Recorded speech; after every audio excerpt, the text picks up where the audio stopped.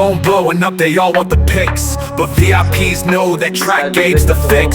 Other shows static, this one automatic. We're cashing in motion, call it racetrack magic. Really enjoying the Jersey Shore. I've done the Arizona heat, and then I'm a Florida guy, so I've done the Florida heat. And I always say that if I had to compare the two, if you're in Florida, you know you're getting ready to pass out. In Arizona, you just pass out, and you just... Podcast. Now here's your host, Trackgabe.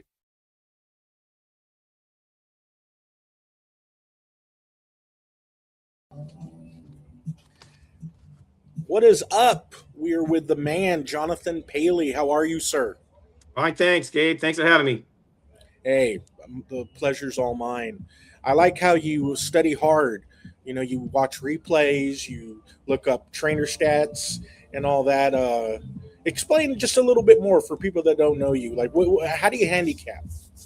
Well, it's a labor of love, actually. As soon as the PPs come out, or the entries come out, Del Mar or wherever, Santa Anita, I get formulator and then I'm just go to work. So my philosophy is every horse's last race I watch, and that is extremely time consuming, but it's something that I'm afraid I'm going to miss something if I don't do that.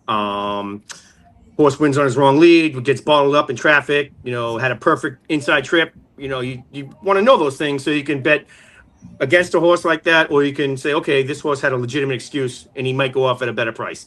The trainer stats, I just like statistics. So if a trainer does better, turf, sprint, for fillies and mares, 3-year-olds, it has a better winning percentage than another trainer. I always keep that in mind as well.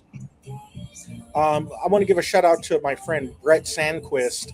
And the reason why I'm giving him a shout out is because when him and I were in Vegas during March Madness, we brought that up about how the comments in the forum don't tell you if a horse goes on the wrong lead. Nope. And you just mentioned that. It's funny. You just mentioned that it won't mention in the comments in the forum if a horse is on the wrong lead or not. That is something that's correct. You have to look at the replay. And not only that, though, but the chart in Formulator, they don't let you know if it's on the wrong lead. Now, some handicappers blow that off. They don't think it's a big deal. Me personally, it's a huge red flag. So I get why people don't think that's a big deal, but for me, it is. Well, let me just say, my friend Brett Sandquist, he thinks it's a big deal too. So, and he's a very good handicapper as well. So we have two very sharp, astute handicappers who think being on the wrong lead is something to look at during replays. So maybe anybody out there who's looking at replays, that might be something you want to do. So here we go at Santa Anita. We're going to look at the last four. I have more of a strong opinion in race 9 than you do. Yes. But then you and I have strong opinions in race 10, 11, and 12, which is the late pick 3. And if anybody knows, the late pick 3 has been a very popular bet at Santa Anita lately. The pools have been huge. And our friend, we have a mutual friend named Frank Scantoni, Scantoni Sure Shot on Twitter, or X, whatever you want to call it, Scantoni Sure Shot. He's been posting a lot of good stuff regarding the late pick 3. And you were on his show last year at Del Mar, and you did a great job, by the way. Thank you. As you always do when you're on this show. The last time you were on this show, you gave out a pick 4 at Canterbury, and it almost won. Almost. It made a very good amount. And remember, it was a sloppy track. Yes. That kind of caught you off guard. And yes. I thought the handicapping was great. It's just that one race.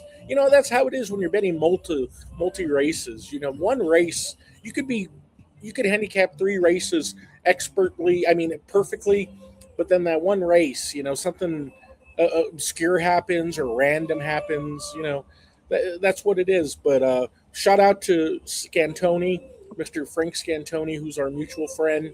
I'm going to let him know about this video because we're going to talk about that pick 3 in detail. Now I'm going to go to race 9. And my thoughts on this race is I like the Mark Glatt runners, number 12 and number 8. Those are my top 2. Number 7. I'm sorry, number 12 and number 7, the Mark Glatt horses. I think it's a good race. I mean, I think it's a tough race, but I'm going to try to limit it to 3 horses, and that's going to be the 12, the 7, and the 1. And I'm only using the 1 because the 1 has the rail. And all the horses that I think figure in this race are pretty much on the outside. The 7, the 8, the 9, the 12, I think are the major contenders in the race. And I think maybe the 1 could get a good trip. And also the 1 is lightly raced and might have some upside. And Jaramillo's winning on everything he's getting on lately. Yeah. So for all those reasons, I'm going to go 1, 7, 12. And then I might use the 8 horse as a B. The only thing that concerns me about that horse is Peter Urton. He's been a little cold lately. King of Dragons, yep. Yeah. So, nonetheless, all right. Let's. Did you have any? You didn't have major thoughts in that race, right? Well, the 7, I agree with you. I still have some work to do, but the 7 obviously is the one to beat, I think. But and shout out to you. I wasn't aware that Urton hasn't been doing well these past 3 weeks. I like the 8 King of Dragons, but after what you said, it's going to give me some pause. So maybe when I see him in the paddock, see on the walking ring and see how he's warming up, maybe we'll go from there. But that I liked his last King of Dragons, his last race. But that if Urton's on a cold streak, and I believe you, have to think about that one. Well, there's that. Also, if you look at this race, I mean, there's a lot of throwouts, in my opinion. I think you could throw out the 2, 3, 4. The reason why I like the 1 and the 7 in there, and let's talk about the 7 just really quick. Warm Sun and Brew. The reason why I like this horse is he's lightly raced. He's got Mark Glatt, who's always a hot trainer. And the horse is 4 for 4 in the money at Santa Anita and 3 for 3 in the money at the distance. Never been off the board. Consistent horse, always tries. And it's its 4th race off a mild layoff. So it's got the perfect cycle to run a big race. So that's going to be my top pick, number 7, Warm Sun and Brew. I think this horse might even end up being the favorite. The morning line is 5-1. I don't think this horse is going to be 5-1. No, that'd be a gift. That would be a gift. I'm looking at this right now, Gabe. Warm Sun and Brew ran a 73 buyer last time, and he ran an 84 in his previous race and an 81 after that. So maybe his form cycle is starting to come back up again. So I'm with you on that one. Glatt is, he's a good trainer, like you said, and 4 for 4 in the money at Santa Anita on the turf, and then at the distance 4 for 4. His highest buyer at the turf at Santa Anita at this distance is an 84. I think that'll get that done in this race if he comes back. Yeah, and then you have the 12 horse, Call Me Sir, who has that. If you look, has 5 improving buyers in a row. I know you like that. I do, but then can he keep going up? That would be my devil's advocate there. Like he's got to be due to regress somehow, but I didn't know that. So thanks for pointing that out. Yeah, actually. Hey, well, that's what friends. Actually, it's 8 in a row. 8 improving buyers. I just looked at this. I counted them out. Oh, actually, I didn't even look before the layoff. You're right. Yeah, look at that. 8 improving buyers in a row. Every race, this horse improves its buyers. So, it's 7-2. Use that horse. Call Me Sir. Does the outside post bother you on that horse? I mean, it does, but this horse, I mean, hopefully Kimura can cut in, and I've seen it where it does make a difference, but then I've also seen it where it's really, an astute, smart jockey can, just go to the inside real quick and avoid it. I'm just hoping, the horse has racing luck. I mean, he's not going to the lead. The horse should be a stalker in 5th or 6th. So it shouldn't be that big of a deal. But I think it'd be better that's this. One of the reason why I like the 1. Right. Because of that inside post. And right. If all these outside horses, get trouble, then the 1 maybe could win. And Jaramillo is really hot in the second race off a long layoff. So there's also that too. Actually, I did have some interest in Sabretooth until I saw his last race. He won that race on his wrong lead. So that's out for me. The 11 Sabretooth, His last race was at Fairgrounds. So Sabretooth is a toss on the win end. Maybe underneath for an exacta, trifecta, something like that. But the 11, in my opinion, is a toss. Yeah, it's kind of a long layoff and new surroundings, and but Yaktin's good off a layoff, but I don't know. This horse did run second to your King of Dragons a while back, but this one might need a race. Yeah. But Sabretooth is interesting. I wouldn't be shocked if Sabretooth won, but I don't want to put too many horses in the race, so I'm going to limit it to 1-7-12. And, Sabretooth would probably be my fifth pick in there behind King of Dragons. Yeah.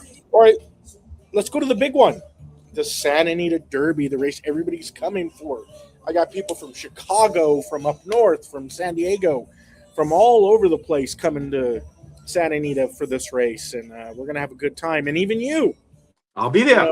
You're coming in too, so Yep. We're going to have a good time. Yep. And now I know you have a lot stronger opinion than I do in this race, although I do like a horse, but you are thinking about singling one. Now tell us about that. Yes. I mean, I'm not reinventing the wheel here. Potente is the most likely winner, I think. Cherokee Nation, the other Baffert, the one, he just broke his maiden his last race. So that's a little concerning. But he only went a mile. I think that horse has distance concerns, personally. That's what I think. Robusta was second, the 4. He was the big long shot, I believe, to Potente in the last race. Yeah. He was second best. He never swapped to his correct lead, so that was out. So happy, the Glatt horse. He was third best in his last prep, and he had a great trip in that race, and he just wasn't good enough. The 6 is a toss, and then I could see a lot of people going with the 7 Intrepido, which is the Mullins horse. He was second best, and he was on his wrong lead, so he may have won that race if he was on his correct lead. So after looking at all this, I'm gonna single Potente in the first leg of the $3 late pick 3. The Scantoni pick 3. Yes, Mr. Paley is going to single the 2. Now I've already mentioned who my top pick was on Twitter and X and on Live and Breathe Horse Racing on Facebook. I've already posted this. My top pick is going to be in Trepido. The Mullins barn's very hot right now, and he actually won a race today. And it feels like he's been winning a race every day. I've always liked this horse. I was extremely, extremely impressed when this horse won the American Pharoah last year in October.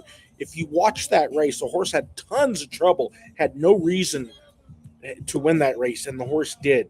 And then the horse came back around in the Breeders' Cup Juvenile, was off slow, just didn't look happy. That was followed by a long layoff. And the horse ran really good last time, as you said, on the wrong lead, ran a bang-up race against a decent field, and I think second off a layoff, I think Mullins has this one fully cranked today, not like last time, and, he's got a breather, too, from that. I mean, that was almost 2 months ago. Yeah, February 7th. Yeah, so he's had a breather. He's had plenty of work since. So I think Intrepido, and I also think Intrepido could get that nice stalking outside lead, staying out of trouble. So that's going to be my top pick. But I'll talk about the other horses real quick. Cherokee Nation, in my opinion, is probably the most probable winner, but I don't think offers any value. I think a major thing to look at here, if you look at this horse's 2 best performances, it was with Lasix. And this horse is not going to have the benefit of Lasix tomorrow or on Saturday. So that may be something. And also, the horse just broke its maiden, but it was very impressive. 100 buyer. Yeah. Those were pretty good horses behind it too. Were they though? I mean, Gabe, I don't know about that. I mean, that's we'll see about. I mean, he did dust that field. There's no question about that. But we'll see if these other horses that he beat will come up to do anything. So, and Fausto's not a bad horse. But you could be right. I mean, it could have been a very, very bad field, but he did run 134-2 on the dirt. Oh, he was great. He was was awesome. In crazy fast track, I pay attention to that.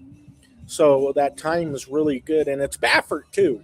Sure. And Baffert horses freak out. They paid $1 million for this horse, so they were expecting this horse to be this good. Yeah. And also, he ran second. If you look at his second performance, that was another really good performance. He ran second to a horse named Mr. AP, who ran second in the Breeders' Cup Juvenile, and they were 12 lengths in front of the third horse.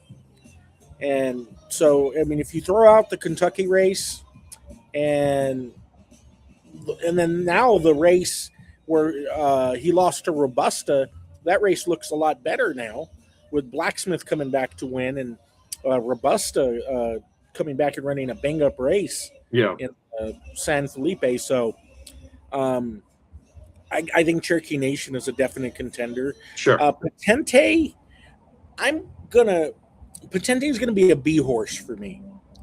I respect Patente. I mean, the horse ran big last time, but I'm not too sure that – I mean, this is what bothers me. Patente beat an 50-1 shot Robusta and a So Happy horse who I do not believe wants any part of a distance over a mile. So, I mean, I'm not going to completely throw this horse out, but this horse is going to be a B. But it is a nice horse. So, only ran twice, $2 million. But then you also have to consider this. Okay, Cherokee Nation just broke its maiden, but Patente's only ran twice. So I don't know if this horse has a lot of bottom, but then again, this field could also kind of be weak. So you have that, and then with Ian on it, John, I respect your opinion wholeheartedly. That makes me, and then JJ's on it too, his main man. Yeah. So we have that too. So Patente is a B horse for me. Like you said, the 3 is a complete throw. Robusta. I know some sharp people who think workouts were a lot more impressive than the time. These are people that were a clock.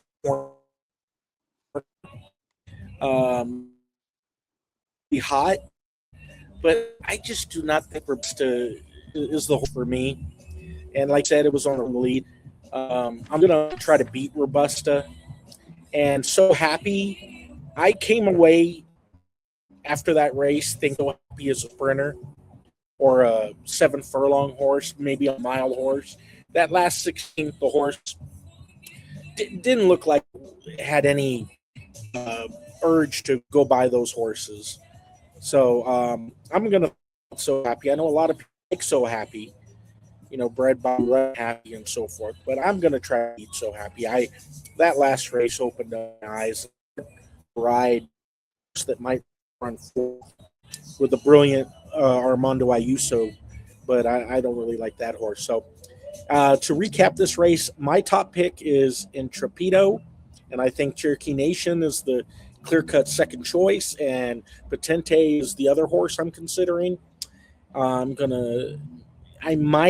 If somebody talks me into So Happy that this horse can go the distance and they know for sure, I might add that horse, but I'm not going to do that probably. And then the guest, Jon Paley, he likes Patente a lot. Yes. And if Patente improves off that last race, it's probably his race. So you're obviously thinking he's going to improve and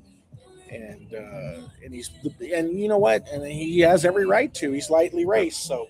Yeah. And I think Cherokee Nation has bombs written all over him, Gabe. I think that 100 might be his ceiling personally. So, but if he runs 100, that will probably be good enough to win this race. I don't think he's going to do that. I mean, 21 point difference. He ran a 79 at the Robert Lewis. So that's pretty good. Yeah, that's pretty good improvement. All right, let's go to race 11. You and I have similar thoughts in this race. We're both singling the Jeff Mullins' beautiful filly, Queen Maxima, who's an absolute gorgeous specimen. we'll be in the paddock looking at her. You were going to single her, right? But you had some Yes. horses that you wanted to